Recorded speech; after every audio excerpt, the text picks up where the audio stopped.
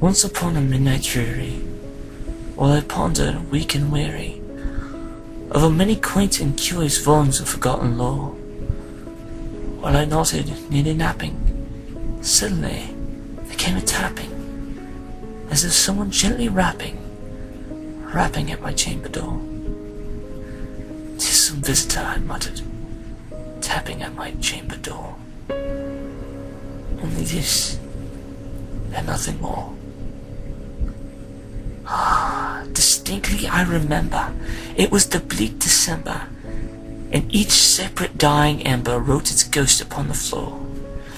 Eagerly I wished the morrow, vainly I sought to borrow from my books of sorrow for the lost Lenore, for the rare and radiant maiden whom the angels name Lenore, nameless here forevermore.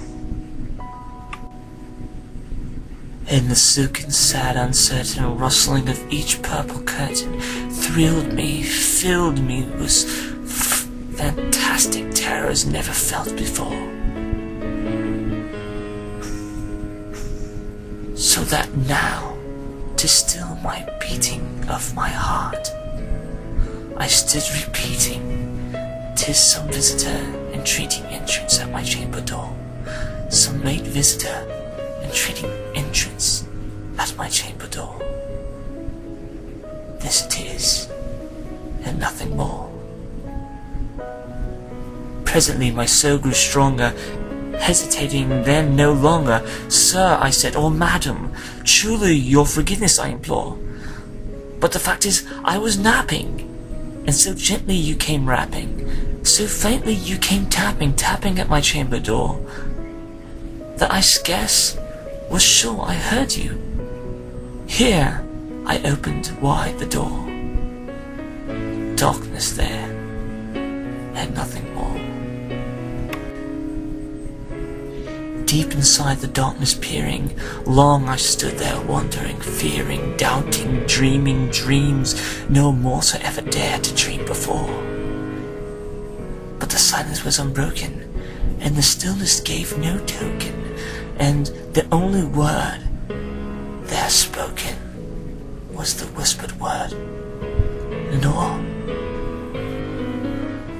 This I whispered, and an echo murmured back the word, "Lenore."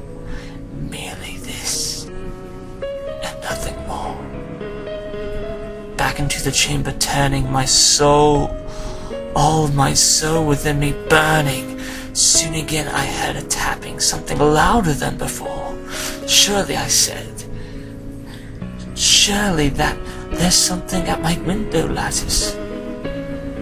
Let me see then, this mystery explore. Let my heart be still a moment, and this mystery explore. 'Tis the wind, and nothing more." Open here flung the shutters, when with many flirt and flutter in there stepped a stately raven of the saintly days of yore, but with mane of lord or lady, perched above my chamber door, perched upon a bust of Pallas just above my chamber door, perched and sat, and nothing more. Then this ebony bird beguiling my sad fancy into smiling, by the grave and stern decorum of the countenance it wore. "Though thy crest be shorn and shaven, thou," I said, "art sure no craven, ghastly, grim, and ancient raven, wandering from the nightly shore. Tell me what lordly name is on the night's Plutonian shore." Quoth the raven, "Nevermore."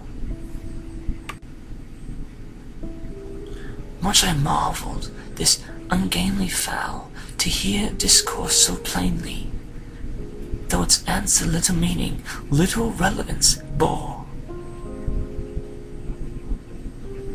for we cannot help agreeing that no living human being ever yet so blessed to see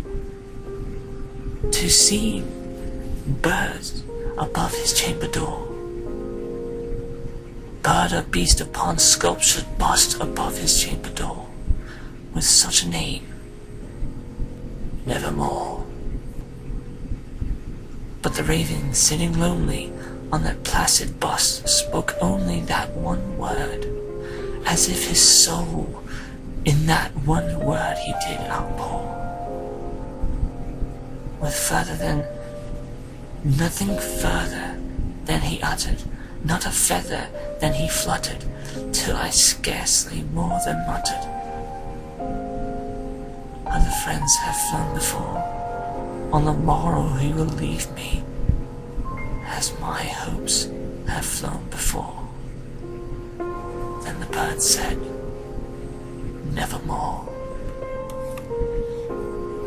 Startled at the stillness broken by the reply so aptly spoken, doubtless, I said, what it utters is its only stock and store, caught from some unhappy master whom unmerciful disaster followed fast and followed faster, till his songs one burden bore, till the dirges of his hope that burden bore, of nevermore.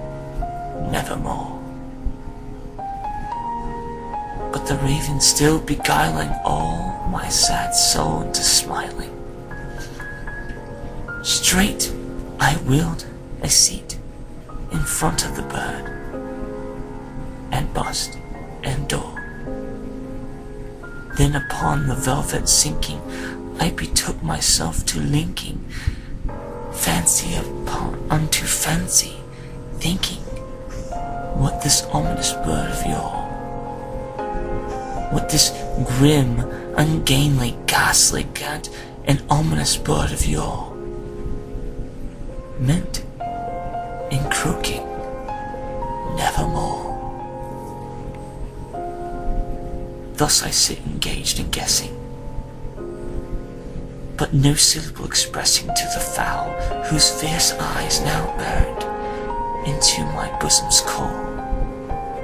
This and more I sat divining, with my head at ease reclining on the cushion's velvet lining, that the lamplight gloated over, but whose velvet violet lightning, with the lamplight gloating over, she shall press, nevermore. Then methought the air grew denser, perfumed by an unknown censer, sprung by seraphim whose footfalls tingled on the taft floor. Wretch, I cried, thy God hath lent thee, by these angels he hath sent thee, respite nepenthe from thy memories of Lenore. Quaff, O quaff, this kind nepenthe, and forget this lost Lenore.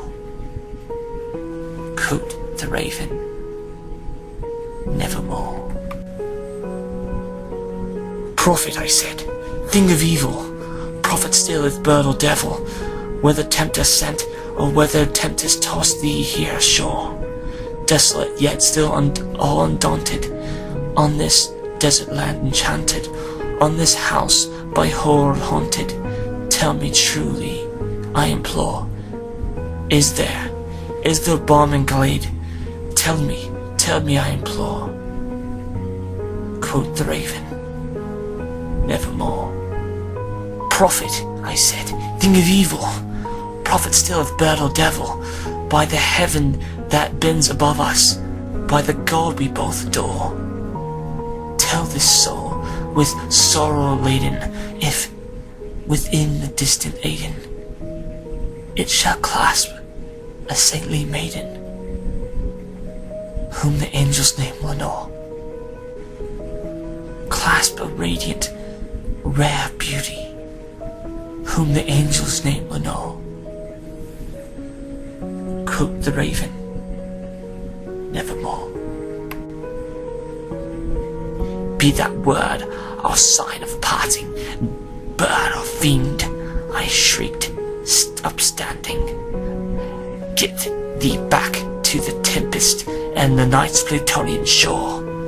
Leave no black plum as a token of that lie thy soul hath spoken. Leave my loneliness unbroken, quit the bust above my door. Take thy beak from out my heart, take thy form from off my door. Quoth the raven, nevermore. And the raven, never flitting, still is sitting on the pallid bust of Pallas, just above my chamber door. And his eyes have all the seemings of a demon's that is dreaming, the lamplight over him streaming